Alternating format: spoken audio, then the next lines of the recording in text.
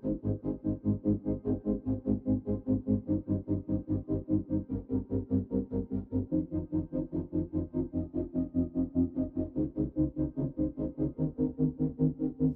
right, welcome to Now This Is Podcasting. I'm Connor, and I'm here as always with Calvin. Hey, thanks for having me. And we're talking about The Worst Person in the World today, a Norwegian film that you and I saw recently. It's been nominated for Best International film Feature. Yeah, and it was really cool to go see it at like a tiny little theater. But those seats were so close together. My knees have never been more uncomfortable in my life. Yeah, and I kept tripping over the like they had like cup holders on the ground, I think, right? Or what was it? I kept running into something. The theater was so dark. I don't know. When we walked in, you were like, "Watch out, be careful." I almost ate shit like walking in down the row. But this is directed by Joachim Trier. It came out in 2021, and it's up for, like we said, it's up for an Oscar. It had a budget of $5.6 million. It's made $7.2, and we were a part of that, so I'm proud of that. Yeah. This movie was 2 hours and 8 minutes long, and it did not feel that at all to me. It like flew by. It was so much fun. This movie is like sneaky funny. Oh yeah. And I had a ton of fun with it. It's unfortunate that it's not unfortunate that it's a Norwegian film because it's Norwegian. It's unfortunate that it was so good that if this had been in English, you could have cut together a great trailer for this, and the performances are great, and it's just such a wonderful movie that I think it would have made a ton of money in the box office. So I don't like the idea of like only good films are in English or only films that do well financially are in English. It's just unfortunate that this is Norwegian, so no one went and saw it, even though it's just fantastic. So what was your first impression of this? So my first impression was actually, I've been hearing noise about this film since it debuted at the Cannes Film Festival in July last year. Right. And then it was finally released in Norway in October, pretty sure. And I've just seen it on so many critics lists at the top, like for movie of the year. I've seen a bunch of articles saying the best movie of the year. Like, yeah, and like rom-com for people who hate rom-coms. Like it's 100%. That's so great. Which is great because I don't like rom-coms, and this in a lot of ways is that. But it like I said, it's sneaky funny. It puts those humorous moments in like just such like great places, and it's timed out so well that it doesn't feel like it's intentionally trying to be funny. It just feels so natural, you know? Yeah, I think the problem I always have with rom-coms is that they're fantasies. They're specifically made for people to get warm, fuzzy feelings about like, oh, maybe my life could end up being that way. And what I love about The Worst Person in the World is how authentic it is. Yeah, it's not like, maybe I will end up with Ryan Reynolds in the end. Yeah, exactly. Like, oh yeah, maybe he'll return to my small town and play hockey with some children. No, yeah, I totally agree with you. The big thing I wrote, it's like, it feels so dramatic at points, but it also just feels so real. Despite some of the surreal scenes, it feels really grounded. So I didn't take a ton of notes on this film. And it's not because I don't think it's great. It's just because it felt like such a real story. It felt like something that, while not all of it I have taken part in personally, it felt like there was plenty of it that applied to me in my own life. So I think we're going to ask a lot of questions and have a good discussion about it. But I walked away from this movie just feeling like I watched something that just felt so real. And it's so odd to me. And I kind of maybe want to lead off with this first question is, why do we like movies that feel real? I think we talked in our Ready Player One episode about movies being an escape, and they're so often referred to as this is escapism. You and I left this movie loving it. Why do we love things that just feel real? Yeah, and I don't know, because I was also on Rotten Tomatoes yesterday looking at user reviews of Christmas Prince 3, and the users were like, man, what great writing. And I don't know if you know what that is. What even is that? It's one of the Hallmark movies. Oh my God. I mean, it was like the first one was just like so popular that they decided to make a third one. And she's like pregnant in this one. And people like user reviews are like, oh, it's just so much fun, such creativity in the writing. And I was like, I have watched Hallmark movies. There is not a single real thing in any of them. No. People don't talk like that. Things don't happen like that. People are not lit like that. There are just so many things wrong with like. That's the thing is like I think that art can be multiple things. It can be these ideas of fantasy, and some people really enjoy those. Like this idea of fantasy going generally down the road of just consumerism now. But I think I think it is just so difficult to recreate actual real humans on screen in an original story and make it engaging. And I think that is why we gravitate to them, is because they're far few and far between. And I think when you see someone recreating life, it tells something about real life in a different way than just a documentary would. Right. No, I think that's a really like succinct way to put it together, because I felt the same way. I was like, why do I like this so much? Like, it's just real life. But I got so much out of it, and I was, like I said, the movie flew by to me. And Yeah. that to me is always a sign of like a movie that had me totally engaged, where I didn't even realize how long it was. We talk about The Power of the Dog. That movie is 2 hours and 5 minutes long, and I thought it felt its length. This was 2 hours and 8 minutes long. And when I actually looked up the runtime for it, I was like, this has got to be like a 90-minute movie. And no, it had a whole another half hour. I didn't even realize it. It was just so wonderful to watch. And I'm always fascinated by when I can come away with a movie that, like you said, it's hard to capture authenticity. So when you do it, it just always, it works so well, and it impacts you in a way that I think like fantasy or sci-fi doesn't, you know? So I felt like this movie was so great because it just felt so real. And it's so fascinating to me that, why do I find real life so fascinating when I'm already doing it? But then to capture it gives like that other perspective on it. So I thought this movie was great for that reason. Yeah, and I think that's what I love so much about movies, is about, this is just real life, and I see a lot of myself in it too, but it's also through the lens of somebody else. It's through the lens of somebody else interpreting it through the lens of a character. And so there's so many different viewpoints and so many different perspectives that I am gaining on life right now that enrich the way I look at myself, make me a better person, a more thoughtful person. And I think you come away from these films thinking like, oh, I want to do something. Either, I want to make movies like this, or I want to change something about myself. Like emulate a character. It's hard to be like, watch a Superman movie and be like, I want to be like that guy. Because it's so conceptual. It just can't be achieved. Yeah. But you watch a movie like this and you're like, you know what? Like, there's a character that's like really concerned with climate change. Right. You're like, wow, like that seems attainable. That seems like if I want to be a part of that, this seems like a character I could model off of, which is, I think it's part of what makes this movie so great. Yeah, and I actually think that's one of my biggest problems, I think, with Marvel movies, and especially I used to watch a lot of anime, and those are such idealized worlds with characters that like, oh, if you just, everything will work out for you if you just have a little more heart, you have a little bit more, the right friends and love, things will work out for you. Yell louder, like yeah, in anime. Yeah, exactly. If you just have the right stuff, then things will work out for you. And I think it was really terrible for me for a long time. Like I thought it was like life would just get better, or like maybe I just need more of this. And it really ends up being like an addiction almost. Like you need that extra like dopamine, because you've left the show and you've kind of fallen off of that plateau back to real life, and we're like, oh, this sucks. Yeah. I kind of like watching really shitty stuff because it gives perspective on real life, whereas I don't think cartoons and a lot of times do. They're meant to give you an idea of things that could be better, but they're so unattainable that it makes you hate your own life. Yeah. So just to kind of break the movie down a little bit, it follows the character Yuli, who she starts out in college. She's going to med school, or is she pre-med at the time? I don't remember. It doesn't matter. She stops going to med school because she says it feels too much like being a carpenter. This is my first fun fact of the episode. The actress is actually a carpenter. Like, she was going to quit acting to pursue a career in carpentry because she had remodeled her house and fell in love with the woodworking. And so she was going to stop acting and become a carpenter. So it's just funny to me that her character stopped becoming a med student because she thought it was too much like carpentry. I just think it's a fun little fact. That is funny.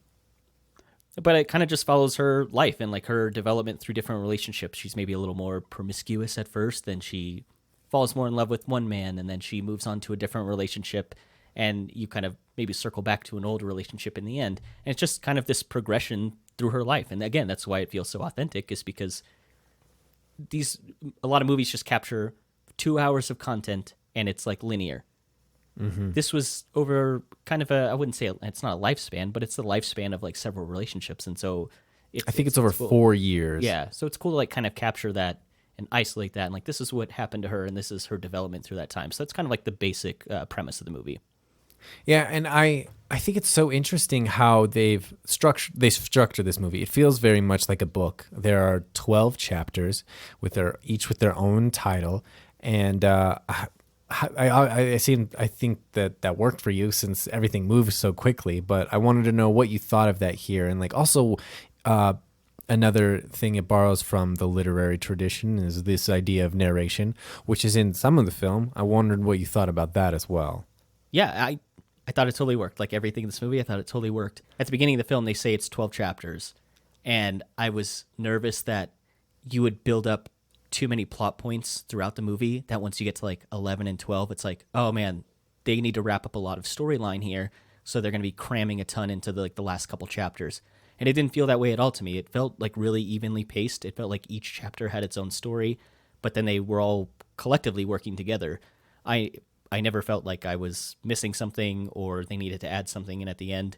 It really felt, like you said, like it felt like reading a really good book where you know you're getting to the end. Every page you turn, you feel like there's a little bit less at the end of the book, and you start to get sad because it was so good. And that's exactly how I felt watching this movie. As a narrative tool, I thought the chapters actually totally worked. I think it could absolutely be a disaster in other movies, but it was pieced together so well, and each chapter seemed to have a good story within it, that I was totally engaged the whole way through. Yeah, they didn't feel like they were just hitting plot points. I think that was one thing we talked about in The Power of the Dog, was that a lot of shots and symbols just felt like we needed to make this known that it's a plot point and it applies to the ending. Whereas here, all of these things, I feel like this movie will feel like it's kind of messy because that's what real life is, and it's a reflection of real life. Exactly. But I think this will look messy at first, but a lot of the motivations of the characters are there and they make sense. You just have to break it down a little bit. But I think I came away from this movie thinking like, oh, all of that, like it felt real, it felt cohesive. But it was still, there were so many moving pieces because although this is only really Julia's story, you have all of these characters, all of these friends, these boyfriends, and these family members. Oh, there's plenty of parties too. Like there's a lot going on in this movie. Yeah, and a lot of people moving in and out, but it never felt like they were just devices. They felt like they were still real people in and of themselves, which is why this movie works so good. It is just Julia's story, but none of these characters served only to move Julia's story. No, they felt like they fit in, and it doesn't matter that people phase in and phase out of your life because that's exactly how life is. Like, I mean, I have plenty of friends that I wouldn't say I'm like less close with now, but they aren't involved in my life. You know, we've moved on, we live in different places now. I mean, you're an example of that. We were really good friends growing up, and then for like years I went and joined the Navy, came back, and like we're friends again. Yeah, it was like 10 years. Yeah. So I liked that. I liked how people moved in and out of her life. It again lended to that authenticity, where it's like, you know, not everyone needs to have like their own like subplot in a movie, which is how I felt Power of the Dog was. But everyone functioned in this movie not to like serve her. They were all just like these, like, I don't want to say accessory pieces. I feel like they were accessory pieces, but they didn't feel like accessory pieces because they had their own quirks and tics and things that you would have identified like, oh, that's a real person, and they're not a plot device. It wasn't like put this character in this scene, that way it can get Julia to say a certain line. It Right. never felt that way, which is again just led to how real it felt. Mm-hmm. So I want to ask you a little bit about the relationship that Axel and Julia's father have with her, and like what parallels you see between the two of them. I thought that was so interesting. I did not realize until I started writing my review, my ideas about all of this film, how integral the parallels that they created between the two were to Julia's story. Because you remember when they first went to visit her father, and he's talking about like getting a check about like pancreatic cancer. He's like, oh, it could be pancreatic cancer. He's just like, oh, my back hurt, I couldn't come and visit you. And yeah, well, this specifically the idea of pancreatic cancer, because that's the cancer ultimately that Axel gets. Yeah, at the end, which when you think about some of her past relationships, the relationship with her professor in college, right, and then Axel being so much older than her, and how distant her father is to her. He's a really terrible father. And this is a psychological, I mean, it might be more of a pop psychology thing than anything, like, because I couldn't find an actual term for it.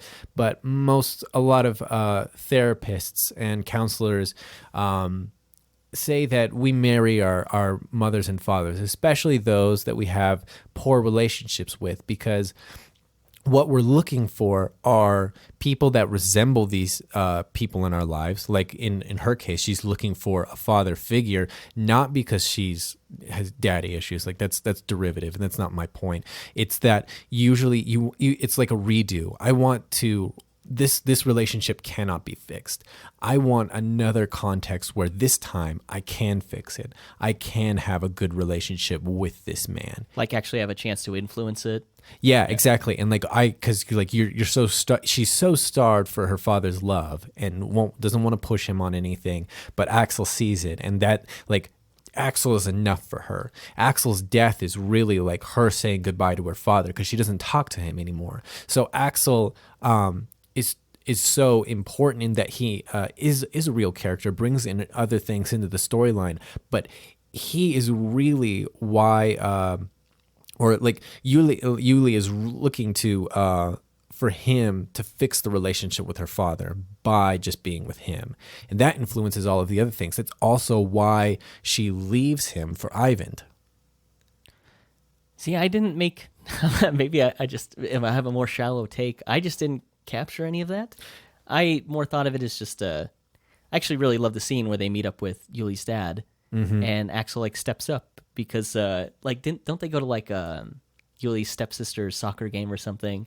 Yeah, the tournament ran all weekend. Yeah, and the father was at that, but he couldn't manage to go to Yuli's birthday party or anything like that. So because of the tournament. Yeah. But he said it was, I heard. But still, it's obviously crappy. And the whole point of that scene is to paint him in that way. And another thing, too, he talks about, like, it's just, the driving, the parking down there is so, so God, difficult. It's so bad. And then it literally cuts, and they're on a bus going back. Yeah. So just to underscore, like, you didn't even need to, there's no parking. There's nothing to do with, none of these excuses are real. I like the cancer connection, definitely makes a lot of sense. It's something I missed. But I never thought, like, at least not personality-wise, because Axel's the one who steps up and like confronts the father. So yeah, it's not those parallels. It's this idea that he is older and that she has clearly been starved for this older male figure, which is also why that dream plays into such. Oh, we'll get into also that. Yeah, it's also very important. But that's a whole scene with a whole lot of moving parts. Right? No, I like what you had to say a lot. That was just nuance that I didn't capture. That's really good. And that's also why she starts to get this sense that she's living in the shadow of Axel, though, and which is, if that's a reflection of her father too, which is why she needs to break up with him. And it begins with her seeing that she's ignored and not cared for still. Not necessarily, but like what's actually happening, like when he's at like his little meet and greet. And oh yeah, that's exactly what I was going to bring up, because he's getting like people want pictures and autographs from the comic book he's made, even though the book he's promoting isn't the comic book he's made. Right. Yeah. But he's still popular from that, and she's like off to the side, and that's when she's going to leave the party early, and that's when she runs into Eyvind. But that is really kind of the catalyst, I guess, to push the story forward. Yeah, and it's interesting too if you'll notice that she says that she's a doctor. So what she's doing at that whole party is living out this fantasy of this person she wanted to be. Doesn't she tell? She tells a couple moms at the wedding that she's at that cuddling their children makes them become psychopaths. Yeah. And she says it with like confidence, and she has enough like grasp on medical terminology that she can sound like she knows what she's talking about. Yeah, and she's also like, well, I'm also a doctor. And like the women are like kind of like, well, I still think that you're very wrong. I just love it. Like she's just doing it to mess with them. Like, yeah, just it it brought so much humor to this movie. Right, and that's what feels like the point, but it's also these underlayers of like what are the motivations of a real person, and that's what's happening here. Is she wants to be something that she's not. She wants to have this expertise and have people listen to her in a way that people don't care what she's doing. Like there were that other couple that was asking like what she does at that party, and she's like, "Oh, I work at a bookstore," and they were like, "Oh, well, I'm gonna go get some punch." Yeah, it's all awkward and they move on. So we've talked about her meeting up with Ivan and the wedding and everything. That's like their introduction. What do you think of are Yuli and Ivan? Are they cheating during that whole scene? And does it even matter if they are? That one's so interesting. I feel like the fact that they're asking the question means that they are cheating. Like if this feels inappropriate, if I'm asking that if this is inappropriate, then I would think it'd be inappropriate of my partner to do this thing. But they're just flirting with each other because they both need out of their relationships in order to move on with who they want to be. So that's really what that's about. But it's a long chapter of them flirting like the whole night and being very obvious about it. Yeah. There's peeing and everything. I forgot about that. And then she just farts. I will say, you and I were the only ones laughing in the theater for a while for this movie. It probably took until like, I want to say like the 5th or 6th chapter where other people realized that this was supposed to be a funny movie. Because you and I were the only ones chuckling throughout most of it. And then like you get later on and the rest of the crowd kind of got into it. But I think I agree with you. If you have to ask if it's cheating, you've already decided somewhere morally in your mind that you shouldn't be doing it. I also don't think it matters because the story needed to move on and she will eventually end up with Ivan. And so you've now planted the seed. So for the sake of the movie, it doesn't matter if it was cheating or not because you need to progress. Yeah, I think it's just another one of those things. Like I think the whole, like I like to think of this movie as just a giant, like it's slice of life in one way, but I like to think of it in like as a giant slice of millennial anxiety. Yeah, that's such a good way to put it. I mean, it's just there's so many different ways of living. You can be a photographer, you can be a carpenter, I guess, or you can be a psychologist or a doctor. A writer, There are so many relationships, and there are so many relationships that you need to fix that you can be with anybody. And I think that's exactly what's happening here is she's really finding in this person that there is something else to her that she needs to free.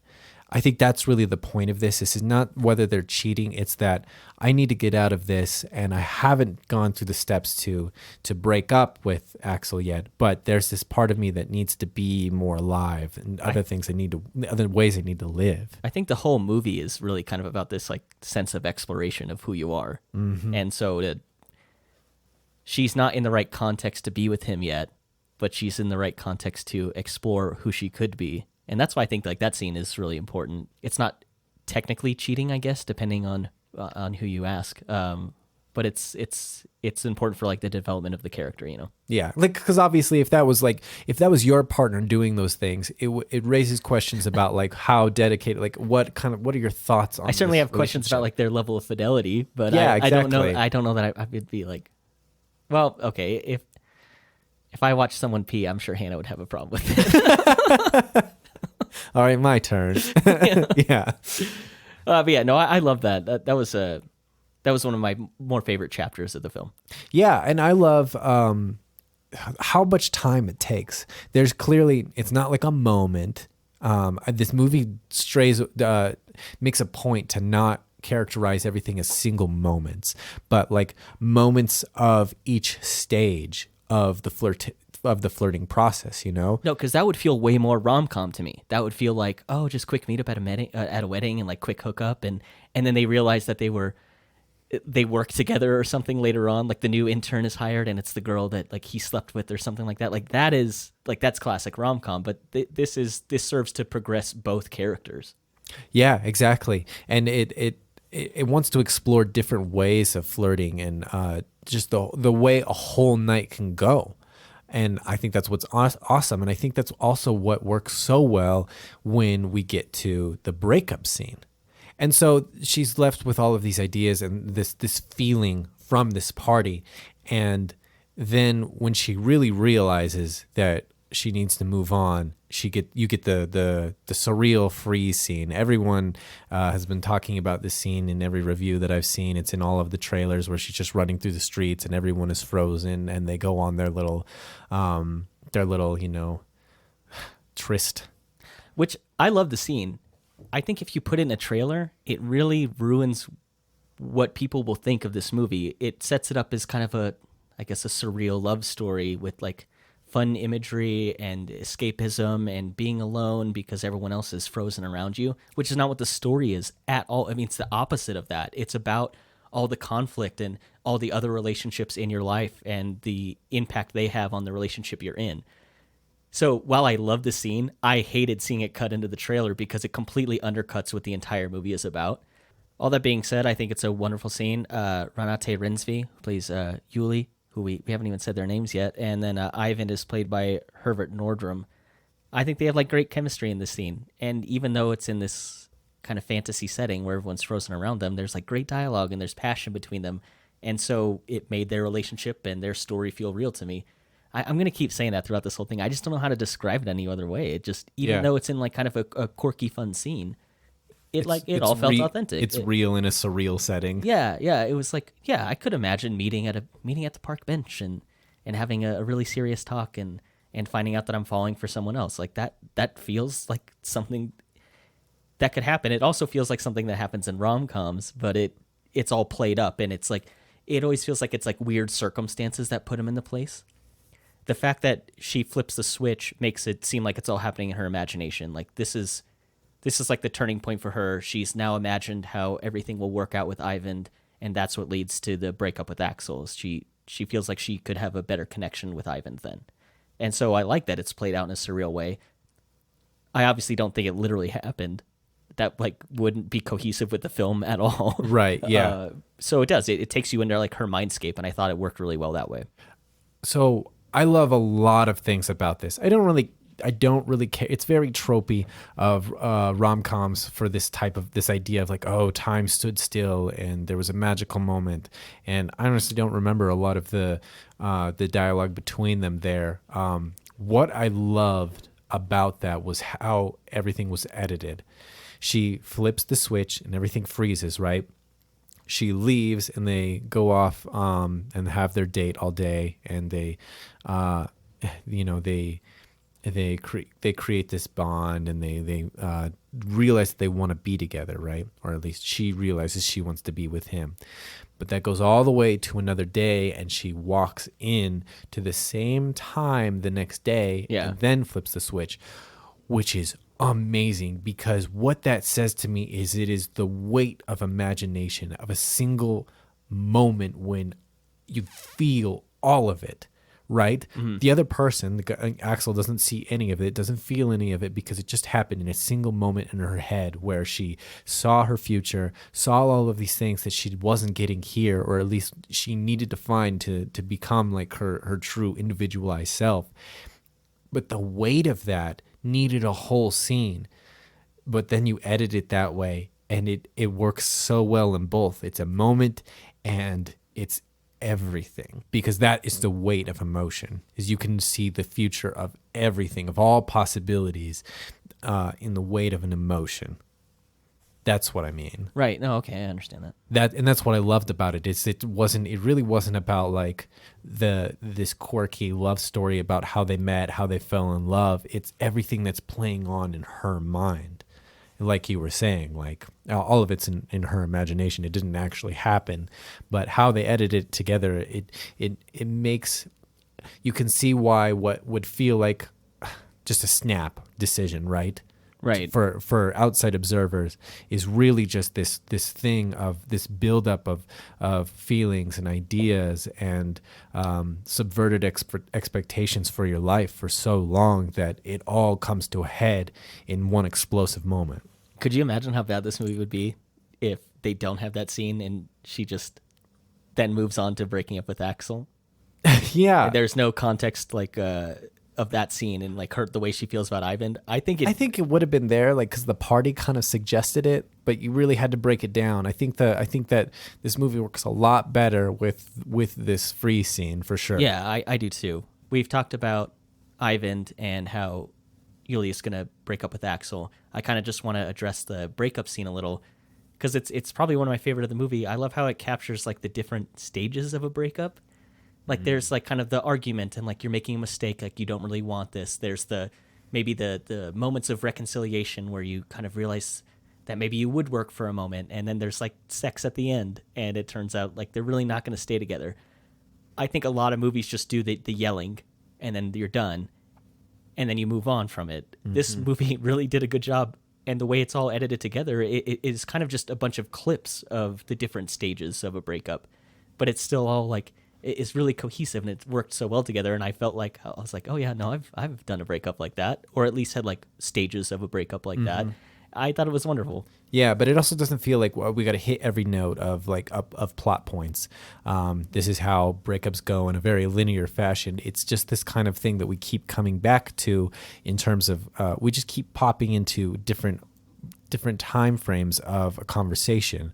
And that's why, and it felt so organic that way. And normally I love just sitting in things and letting things breathe and watching like true real life. But sometimes there's just like the way that the actors had changed their characterizations and their mannerisms in each stage of this really told me like that we were in a different time and that we were in a different point of the argument, of the discussion, and it flowed so much better than I would normally like. Like, yeah, I know I don't love jump cuts. I think my reaction to Macbeth's jump cuts. Oh yeah, you didn't love that. Yeah, I was already primed to not like things like this. But when it's done well and done correctly, this is what it looks like. These techniques work well when they're not really the point. They're working for something else. I think you could have even swapped around the cuts too, like each scene. I think you could have popped them in, and it would have all still worked because it just all felt like stages of the breakup. I think when you're talking about like lingering on a scene, that's a very Ari Aster version of a breakup, which I'm sure is much more sad and much more creepy. But there's a few more rituals involved. Yeah. This was a much more like. I don't really want to refer to it as like quirky all the time because it's kind of not. It's because I don't really think life is quirky, and this was just real to me. It's just quirky in the way that this is not how we're normally told stories, especially romantic ones. So it feels quirky because it's different, because it breaks a lot of trends, and it tries to be as real as possible, which it's weird that we describe a movie as being quirky that's trying to be as good a reflection of real life as possible. We get so few of these that it's weird. So at the end of the breakup scene, we see Axel standing with just a shirt on and the bottom half of his body is naked. And I really praise you for this because when we finished the movie, you had mentioned like it was really interesting to see a movie that like sexualized men the way that most romantic comedies sexualize women. And Trier actually said this. I found it in an interview that he wanted to have a scene that it was from Yuli's gaze and a woman's gaze, where like sexualizing a man that she had been with and having him be naked for that scene. So you nailed it on the head. That was exactly the point of that scene, was to having male nudity in the scene the same way not most romantic comedies, but the same way romantic comedies may use female nudity in a scene, which is so funny to me because it seems like the main audience for romances or romantic comedies is women. So why would you not have it through a woman's gaze? Yeah, exactly. And also, one of my other favorite ones is like she's about to have sex with Ivan. They're being playful, and she pulls down his pants and licks his butt. Which is just like, it felt so authentic. Like, wow, she really got up in there. There's a lot of comfort between those actors, apparently. Yeah.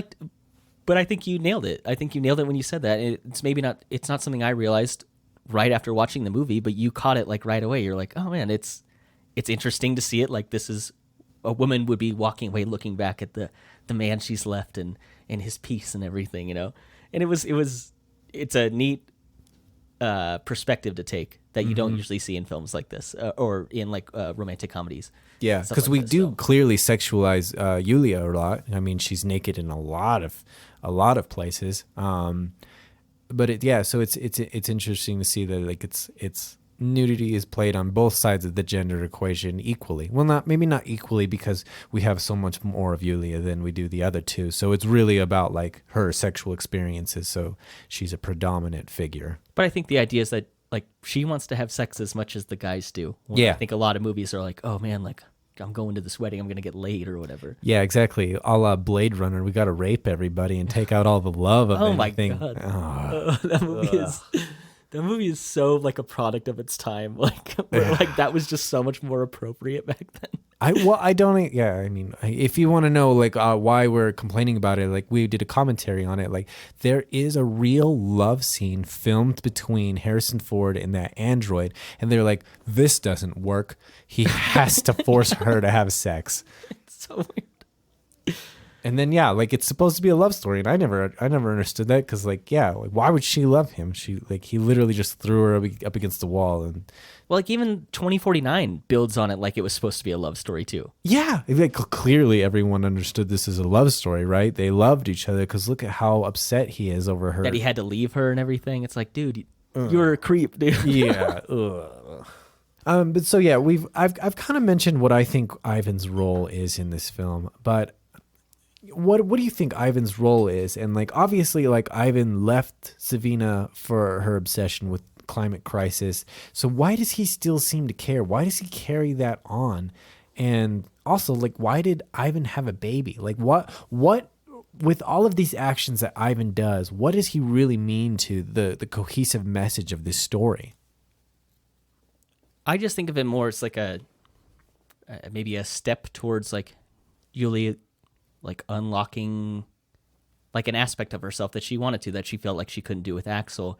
I actually like that he's recycling. He still finds climate change to be important. And I think that's also really represents how a lot of people feel even when they leave relationships. Like I know there are things that I grabbed onto from like exes I've had that I was like, that's like actually pretty great. I'm glad I learned about this, or I can inherit that trait. So I think that he functions well for that reason. I don't think it's weird. I think there's a little bit of the story where he's like still following her Instagram, and she's like putting up like lewd pictures and stuff. And it's sort of meant to seem like maybe he's like following her for that reason, but I don't think he is. I think it's more that he still finds some value in the relationship he had with her, which I think is important to the story. And I think that Yuli finds value in the relationship that she had with Axel, even though she's no longer with him. I think again, that just lends to how real it felt. Is like, I'm different because of previous girlfriends I've had, and they all led me to be the person that I am with the relationship I'm in now. And so I like that he still holds on to aspects of that, and I think I think he more functioned in the story to like lend more authenticity to it and allow Yuli to like experience a different part of herself that she wasn't getting with Axel. And like we'll get into like the mushroom scene later, but like that's something she would have never done with Axel. So it's just another aspect of herself.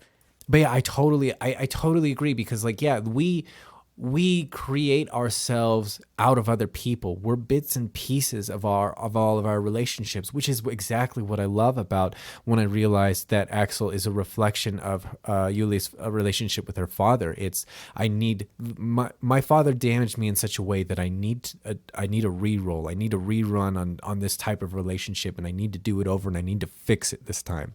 And that's affected her. And now she's realizing, okay, if I need to escape that and then be my own self. And that's what's so cool about Ivan, is because he then breaks up with Yulia because he realizes he really does want a baby, and she doesn't. And I think that's so interesting how we're different people. We change ourselves to suit the person around us. And it's not like this. I feel like there's a lot of buzzy psychology out there that, it's manipulative, or like, no, like you just make concessions and compromises with people you're around, and you may not like them, but you learn things from them and you change because of it. And Ivan is such an important character for that, because he goes through so many different stages. But he's not like the point of the movie, and that's what gives him his authenticity. Is he's slowly insinuating that he took things from Savina that he felt were worthwhile. He just couldn't deal with her level of fanaticism, right? And then he does actually want kids, and that's a change for him. And when he realizes that, it's because he is with Yulia, who doesn't.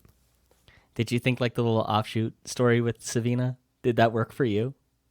Where she like realizes that she's I thought that was so interesting. I thought that the impetus for her change, that clearly emotional moment where with that reindeer or that elk, I thought that was really authentic. I think that the motivation for where she went from it was real, and then it became something way bigger. I think that like you could say like, why did I feel this, and then find out, well, I'm part of this culture. I'm interested in finding this. I love that say she's like 1/16 or something. She was 3.1%. So I understand it to a degree, and then she just kept snowballing on top of it. I actually want to know what your thoughts are on, like, there's a lot of buzzy social topics in this movie, like feminism, misogyny, cancel culture, climate change, native rights. There's a lot of stuff here. What do you take away from what these things bring up? Because it doesn't feel like the movie ever answers any of why they're there, or an answer on any of these topics. I'm going to refer back to what you said about millennial anxiety, because I think that's how everyone feels in that generation. It's like there's all these topics, there's all these things floating around. We don't really have an answer for it, which is why I think it works out that this movie doesn't answer any of those. Yeah, because it's also not the point of the movie, but to bring them up and be like, we still don't know it quite right. And then to add in, like, it's kind of like for that generation, like people who are like, oh man, I have all these questions and I feel like I know the right answers and I feel like I can motivate change in a certain way, but like it's not quite happening. So I think all those topics floating around in the movie worked really well for me. And I also like it didn't try to like bog you down in it. Like it didn't become a movie about feminism or misogyny or about cancer. About cancer. What does become about cancer? It does. But it didn't become a movie about cancel culture or anything like that. There is like a really great scene when he's on that radio show. Where Axel's on the radio show. It doesn't he say, it's like, if I was being the cartoon character, like I would call you a whore right now. And I just love the way it's edited together at the very end. The hosts of the radio show, they're like, this is offensive and we're cutting off now. Yeah, and they're like, the correct term is sex worker. And that just like... But it just cuts. It just cuts. And it's edited so well, and it got that was one of the scenes that got like a really good laugh out of the crowd, because it is a topic that's addressed, and it's a topic that's brought up in the movie but not like fully addressed, and it's just in there just enough to let you know that this is a part of the world, but it's not the point of the movie. So there's a lot of stuff floating around in this, a lot of these, like you said, buzzy topics. They never overshadow or overtake, I think, the relationships or the point of this film, though. Yeah, and I think that like it handles like the idea of climate change in two ways. Like it kind of critiques Sunniva. So yeah, I love how the movie addresses climate change in two ways. It seems to suggest that there is a moderate way of looking at it. With Ivan, he does the normal everyday type of things you can do about climate change, reusable, recycling, knowledge and awareness of these types of things. And it kind of makes a caricature of Sunniva and her going off the deep end. Although, I mean, it might be the proper response for climate change if everybody just acted like that. So if it doesn't feel like I think if everyone just acted like Ivan, it would probably make a big change. Yeah, exactly. So that's the thing. Like, yeah, like if everyone just acted one of these two ways, we'd certainly be in a better place. But yeah, so it doesn't treat them equally, but so it seems like it's suggesting one thing over the other. But it does bring, different ways of looking at both of them. And I think that the entire discussion of Axel and his comic is interesting in that I think that the problem of it isn't so much the subject matter of his comic, it's the way in which both of them both deeply misunderstand the other person's problem or other person's viewpoint. So it's an argument. Because I think Axel is actually about to make a really good point, like my cartoon self calling you a whore, and that's his misstep because that just creates outrage. I think there is he's getting at a real point about what it means to like represent terrible things and bad things and lampoon them. I think that the problem that a lot of people have is that satire can sometimes be taken very literally, and it's like I feel like that way about South Park sometimes. I love South Park. I think South Park is hilarious. I also think a lot of people with really backwards ideas think that South Park is making fun of the other people and not them. And so so that's the Which problem. is your biggest mistake with South Park. It's making fun of everyone. Yeah, exactly. But it's like, and that's like the thing, like everybody's wrong. And it just creates we've talked about this before. It creates this landscape of nihilism. And that's not the right way of looking at this. There are proper ways about going about, the world. Like we've already decided that there are moral things that exist, like not killing people, because it allows other people to continue living, and that's a biological need for all of us. So just at a basic level, there are ways that we have to agree on, and you cannot have pure nihilism. And so that's really, I think, it's all building blocks on things that we can understand, or that we can agree on, but we've moved past a lot of them. And this topic specifically that we all have a problem with, but we don't understand where we agree. It's just on this thing that we are so far apart on. We don't realize how many things that the ways in which that we do see the world the same way. And that's a big ranty thing I think that this film just brings those ideas up, and that's really, it's not trying to say anything on misogyny or on cancel culture or anything like that. It's just like, this is things that millennial people deal with. Yeah, I don't think it's a critique on it. I just think it's bringing, I want to say, like, awareness to it, I guess. Mm-hmm. No, I agree with that. It's just fun to have those. I love that scene on the radio. It's one of my favorites of the whole movie. Yeah, exactly. All right, so relationships and the pressure of time are central to the movie.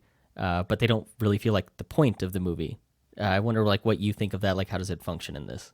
Yeah, I think that's so strange, and I think it's really summed up in Axel's when Axel is dying. You know, he's been diagnosed with cancer, and Julia takes him on a little field trip to his childhood flat. I'm pretty sure it was a flat. I mean, it was upstairs, so I'm sure it was a flat.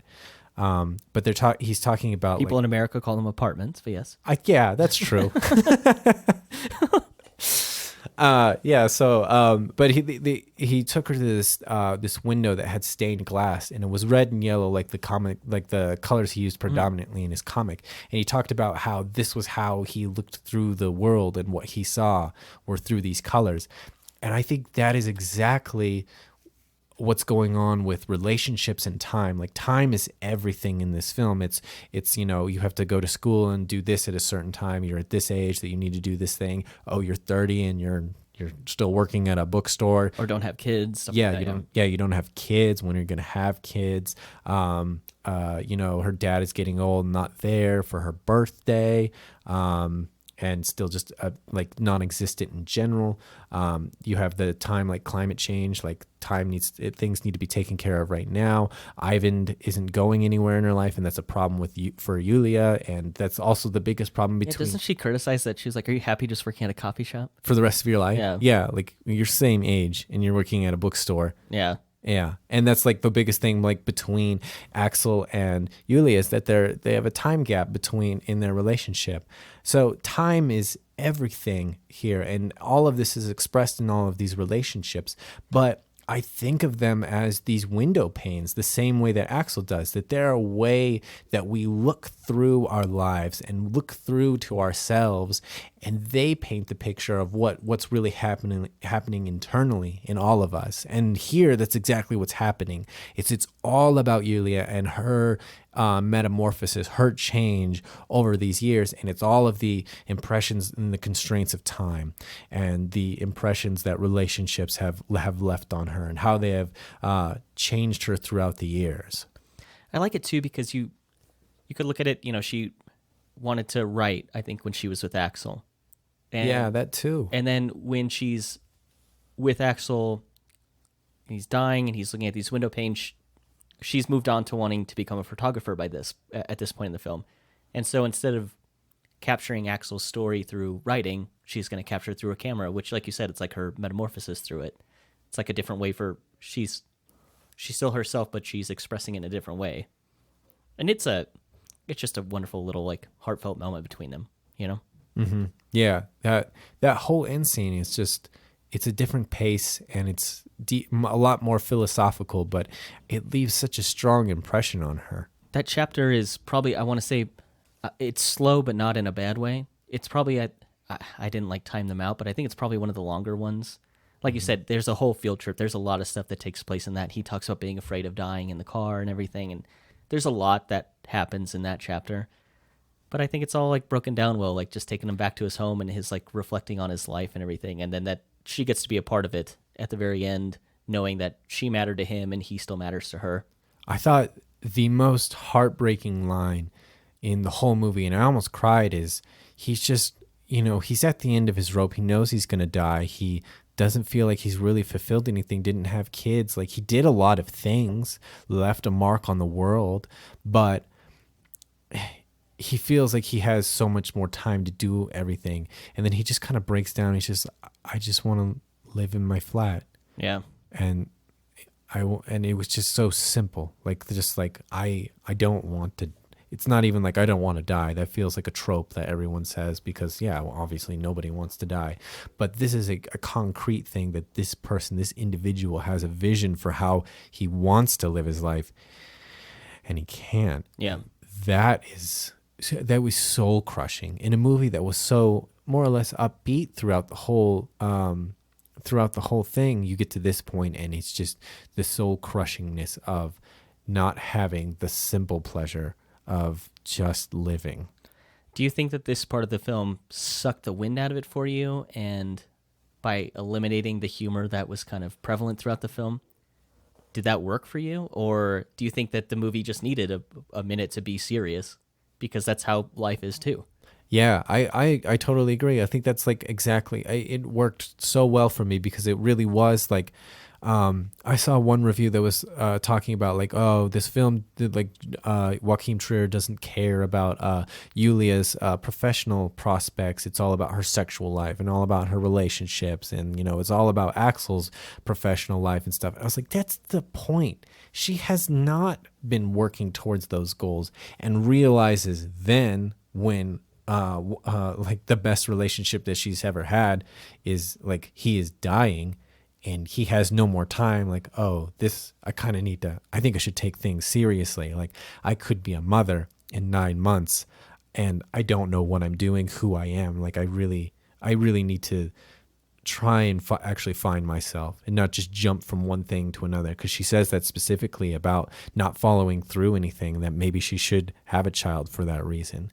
And I think it's a culmination of everything that was already happening in her life to come to this moment where Axel is dying. It works perfectly as a change of tone and a change of pace for her and the story. Right. No, I totally agree. That is a terrible take on this movie. It is about the relationships. It is about her development. It is not about her career. If you want to watch a movie about career, go watch The Devil Wears Prada. Yeah, exactly. That's not what this movie's about. Yeah, and it was like that's a terrible take. Yeah, it was like a neo-feminist take that like he's limiting her her mark on the world, like, because he doesn't show these things, he doesn't talk about them. And I was like, no, man, you missed the whole point. Like, she was the one holding herself back because she couldn't make decisions, she couldn't make choices, because that is one of the problems that everyone in the millennial generation struggles with. Everything is at our fingertips, and yet nothing is accessible. Yeah, I think on this podcast we often feel like we understand what the movie was trying to say, what it was trying to do, and maybe come up with critiques or ideas to improve on getting that message across better. Mm-hmm. But to just the way that article or whatever review you read made it sound is this is just a person who has their own idea. The movie didn't fit that, and now they're going to criticize it for not reaching that opinion that they had, which I don't think is something that we do. I don't. Yeah, I'm not a big fan of that take at all, because then it makes me feel like you didn't watch the movie. Yeah, did we even watch the same movie? I think the last before we get into like maybe some bigger things, I want to break down the mushroom scene, because that might be the best, my favorite scene in the whole movie. Yeah, I thought they did a good job on some of the visuals of it. From what I've researched. Yeah. Also, from my research, it sounds like it's a very good depiction of what it's like to be on shrooms, other than like the visions. Yeah, I thought the idea of like looking at the floor and having the patterns change and stuff. That's something you see in like Midsummer too, just like kind of patterns showing up and changing. So for that, I thought it like worked out really well. Yeah, exactly. All wavy. And I guess, I really probably should have brought up the visions when I was talking about the parallels to Axel and her father, because that's what she's seeing there. Is she's seeing Axel, and she's also seeing, what's the wolf his cartoon wolf? Oh, it's like a little cat. Isn't it? Oh, Bobcat. Yeah, it's a little Bobcat. bobcat, yeah. Why did I think the way it opened its mouth to eat the sandwich that was the baby that she birthed? Yeah, it looks like the Cookie Crunch wolf. Yeah, exactly. But it's Bobcat. Cookie Crisp. Yeah, Cookie Crisp.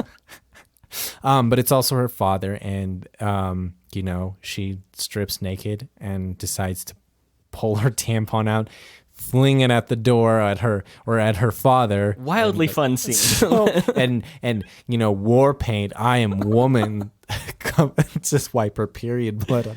That was the point, I think, when everyone realized, like, oh, this movie is funny. Why is that not the scene that people are talking about in articles? Because that's like the most fun scene in the whole movie. It's wild. Yeah. It's so funny. And I think you are right, because that's like kind of mid-movie when that starts happening, and that's when the audience that we were with, they started getting more into realizing this is funny. It's not like avant-garde foreign film.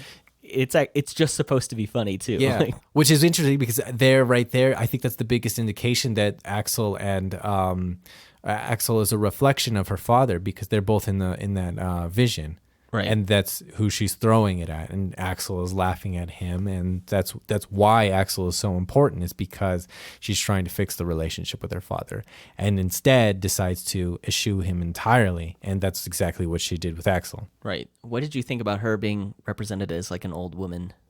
That was really fun. I feel like that was just like, from my research, you just kind of being on shrooms kind of gives you, like, you just feel weird. And I feel like what she did is she felt the idea of like what it's like to be pregnant and old, and right. and then took on that feeling. And that's really what that was about. I Yeah, don't know. I don't understand why she was groped by all of those people, but it's also why this movie was not probably released in America. I still thought it was that's what I took from it too. I didn't think it was meant to represent something, or I just thought it was supposed to be a part of the trip she was on. Yeah, so. Just another layer of her anxiety. I love in the morning when she meets up with Ivan, and he's like, "You should probably shower." And she like touches her face. She's like, I'm gonna go shower. Like that, that's a good idea. That realization that part of the night actually happened. Yeah. It was wonderful. Which I feel like if anyone else has done their research, they probably run into the same situation, realizing like, oh man, something may have happened last night. Yeah, exactly. Yeah, so I think that in a funny way, a silly way, that was still a really important scene thematically and symbolically. So to work on so many levels at the same time is fascinating. Yeah, like I mentioned before, that's not something she would have done with Axel. Right. So it was a part of her, it's a fun scene and everything. It was part of her developing. It was part of her moving on, and she needed to have Ivan for that. She didn't need Axel for that. Who also only had those because of his Sami girlfriend. Yeah, which is another part of, like, you take parts of relationships that you've been in and they carry on with you. Yep. Yeah, exactly. Yeah, and so there aren't a lot of formal techniques that make this movie feel high-minded, and yet I would describe it as exceptionally high-minded. Is there like a single element that you can think of that really makes it that way? I don't know if there's a thing that I can point to of why I feel that way.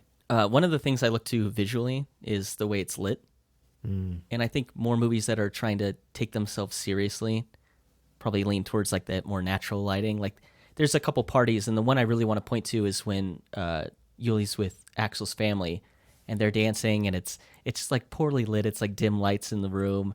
And I imagine like that scene taking place in like Van Wilder or like The Hangover, and it's like brightly lit and like everyone's partying and it's like out of control, and that's more what you would see in movies. But this is just like a really intimate little moment. And I think that's part of what lends to it being like maybe a little more high-minded. It's trying to take itself more seriously while still being funny. And it's because it's not overdone. It felt natural. It felt like this is a real party that you would have with either your family or a couple close friends. Yeah. And so I think that's part of what lends to it to me. Is just like visually, it felt like it wasn't trying to be artificial in any way. It wasn't using any techniques that would brighten anyone up. And it didn't seem like this is very touched up or anything either. Yeah, a lot of the lighting felt very naturalistic, like everything was coming from the windows and not from interior light sources, bounce boards or artificial lights. There's even like some sound and like people are arguing like outside the door, and it's all muffled up, and it's supposed to bring tension between Axel and Yuli. It's not supposed to be about listening in on the argument or anything like that. It's just a part of the environment they're in. And so like that to me, that all blends together to make this movie feel like really real and authentic.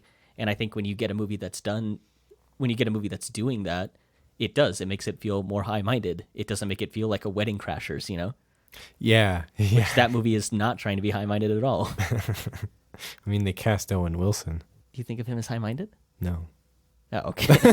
I would criticize Vince Vaughn or Will Ferrell. Vince Vaughn is in True Detective, so somebody somewhere thinks that he is high-minded. Even though I watched maybe half of the first episode of the second season, and I was like, "You guys don't understand why the first season of True Detective worked. You have missed every single note of what made it so interesting and so compelling, and you have about 5 storylines." There weren't that many storylines in the full season in the first one. I thought Colin Farrell was fine, but Vince Vaughn was totally miscast. Totally miscast. So maybe Vince Vaughn was the misstep for Wedding Crashers. I think so. Well, no, I don't think it's a misstep for Wedding Crashers because that movie was trying to be stupid. That's what I mean. Like if they were trying to be high-minded, they probably wouldn't have cast him. If you cast Vince Vaughn as Axel in this movie, then it's really bad. I can totally see him though, like arguing about how his wolf or his bobcat with the star needed the butthole. Oh yeah, like, I don't want to see his bottom half naked. Yeah, I guess is there anything else that makes this feel like it's high-minded? The only thing I would feel like that's high-minded is that there are so many layers here all working together. It's not a single thing. It's that they all work together, and some of them aren't obvious. It's like what I was describing time and relationships. There are so many different ways that you can look at the central story and get a slightly different color. It's kind of like what I mean, like with the window panes. You look through different panes and you get a slightly different color on what the central story means or what it really is. No, and I get that because I think I already established that there was like things I didn't catch that you did. So obviously we're like looking at the story a little differently. Like I didn't associate some of the stuff with like Axel and the father and everything like that. So I'm going to be honest. I don't think this movie is as layered as you think it is though. Oh, yeah. You don't think so? No, because I feel like we just keep pointing out things or finding things like as we're talking about, like, oh yeah, this works. This is here not because like the shrooms weren't just there out of happenstance, out of coincidence, the way they are in every other movie. They're there for a very specific indigenous ritual that he had left over from his relationship with his girlfriend. I just left that movie and just walked away feeling like, wow, what a real story. I didn't really feel like I needed to like dive really deep to figure anything else out about it because I felt like part of the story was already like applying to me. So I felt like I felt like maybe I understood it in like an intimate way already. So I didn't really feel like I needed to like go very deep into maybe more the nuanced aspects of it. Yeah, and what I mean too is like I came away from that feeling. I wanted to know why it functioned so well that way. You're just a deeper man than I am. I don't know about that, but I just feel like, yeah, like this is one of those movies that everything felt intentional, and it wasn't one of those ones where it was like, oh, we just had a bag of things that looked like shrooms on set, so we decided to write a whole scene about shrooms. I feel like that's always something that comes up. We're going to talk about that a bit in Killing of a Sacred Deer. There's a lot of things that just came up because they just were quirky. They were just weird. The story I think is really interesting is Jordan Peele was actually reading like fan interpretations of Get Out. And so there's that scene where the girl is eating the Fruit Loops out of the bowl, like one by one without milk. And they were like, oh, that was so interesting how she separated the colors. I know what you're talking about. Yeah, the colors from the white milk. And he was like, it's actually just because she's fucking weird. Yeah. So I think that's like here, like I feel like everything is intentional and it works. It's intentionally working together. No, okay, that makes more sense to me. I do think everything is intentional. I think you can have things that are intentional and they're not like high-minded. You know what I mean? Right, and that's exactly. It's not like the shrooms themselves were this high-minded symbol or anything. It's how they got there in the first place and how everything is just has small arms connected. It's just like the crazy person, like Charlie. Oh yeah, from It's Always Sunny, to explaining his giant plan and how everything's connected. I feel like that's how everything works here, and it's not that individual things are high-minded, but the way they're all woven together is extremely high-minded. So as a whole composition, it's really that it's a whole composition that works. It's not single elements that are like, oh yeah, that's what makes a good movie. I think you could take these are all things that you could put in a bad movie. Like you could take scenes, you could take actors, you can take mannerisms and put them under the other movies, and they're still bad because, I mean, look at like how we rated Power of the Dog. As a composition, it's bad, but all of the elements themselves are very good. Yeah. It hit all the notes. It just didn't put them together in the right way. Right. Yeah. Exactly. No. Okay. I can agree with you. When you said high-minded, I thought more of about a movie like Enemy. Like it's very conceptual and there's a lot going on in that. That's what I thought of like high-minded. Yeah, exactly. Okay, I can see what you're saying. Like it's meant to be. It's everything is supposed to be transcend what the actual object on the screen is. And I don't think to symbolize something else. And I didn't think this movie was doing that, but I get what you mean about like it's intentional. Yeah, exactly. Like high-mindedness in the way that everything works together. High-mindedness in the idea that I am creating a coherent piece and every element works on different levels with different characters for different reasons, but they themselves are not really that important. Yeah, okay. Yeah, for that reason, then yes, this is definitely high-minded compared to your average rom-com. Absolutely. Like this is a movie that I think you can really enjoy without like paying attention to it. Right, yeah, I don't. You could throw out our entire discussion and just watch it face value and like, wow, like that's just amazing. Yeah, but then like you said, like kind of figuring out like why would they even have shrooms? Like it is there for a reason. Like that everything is in a place and it makes sense why it's there.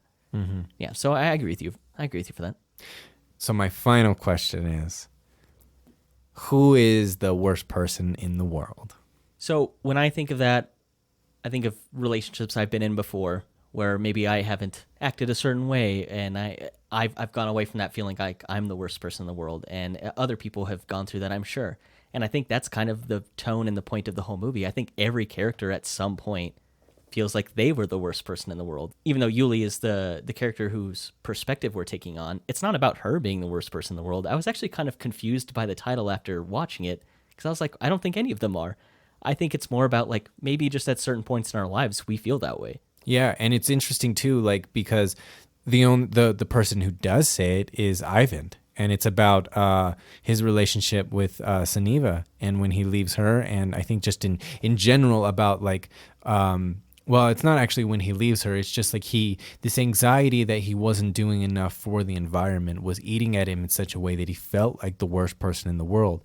And I think that right there, that kind of throwaway line is really what encapsulates all of the buzzy social topics that we were discussing and that the film has brought up, and all of the choices that were presented constantly with professions, with relationships, when to have kids. And we don't seem to be following the pattern that everybody else has set up for us, like older generations, when are you going to have kids? Like there's all of these expectations that make us feel like we are not at the point we need to be, that we are somehow failing someone, somewhere, something at all times. I feel like that's exactly what this is. Like we all at times feel like the worst person in the world, even though you could argue that nobody in here in this entire movie did anything wrong. No, I definitely went into this after the trailer and everything. I was like, oh, this is going to be a movie about how your main character, Yuli, is like screwing over every boyfriend she's ever had or something like that. Like, that's sort of what I thought. I was totally expecting that. I was like, if you title a movie that way, that's probably just my dumb American brain and how movies are advertised here, that's what I expected to see. And then I went through the movie and I was like, no one was bad, really, like inherently bad in this movie. Yeah. Everyone makes like decisions that hurt people, but that's just life. And so when I left the movie, I was like, I don't really get the title. It sort of just feels like that's just how life is. You know? Right. Yeah. And yeah, I think it just really sums everything up. Yeah. And that's really everything. This movie is a depiction of the sum of feelings. That's it. Yeah. That's a perfect way what a succinct thought. Yeah. So I want to know then, like, what are your final thoughts on this? Yeah. I think that's really my thought on it. It's just like, I feel like it's a movie of the time, a socio-political artifact of individual life for this generation at this point of lifetime. It feels, I mean, that character just turned 30 in the movie. I just turned 31 last year. Oh my gosh, I'm going to be 32. Yeah, I just turned 30 last year, man. Yeah, you just turned 32. So this movie feels so relevant to us and our stories. But so overall, like, I'm going to give it 9.4 star buttholes. I'm so glad. That's exactly what I was suggesting. Yes. Yeah, I've said it a bunch of times already. This film just felt real. It felt authentic. It felt like it was telling a story. While I haven't like lived through all of that myself, parts of it like really felt like they reflected what I had gone through. So I'd give this 8 out of 10 buttholes. Nice. I thought it was great.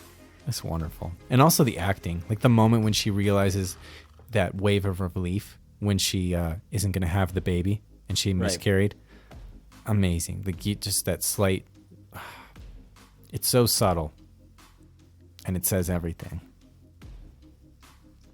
So I'm guessing we would both recommend this movie. Hard recommend, no matter what your preference for language is. Yeah, it just, again, it's such... I hate saying it's a bummer it's in Norwegian because it's still really good. I just know that this would have absolutely killed if it was in English. Yeah, it's a bummer that we have... Like, that's our viewing experiences. Like, things need to be in English for them to even be marketed here. Yeah, so again, I would just still promote. Go see it. Doesn't matter that it's not in English. It's wonderful. You'll have a good time with it. And with that, we're going to close this out. As always, thank you for being on, Calvin. Thanks for having me. And you can find our podcast on any platform like Apple Music or Spotify. We also upload all these to YouTube. So go ahead and leave a comment. Tell us what we're doing well. Tell us what we're doing wrong. And if you have any suggestions for movies we should review in the future, go ahead and leave them in the comments. And thank you for listening to Now This Is Podcasting.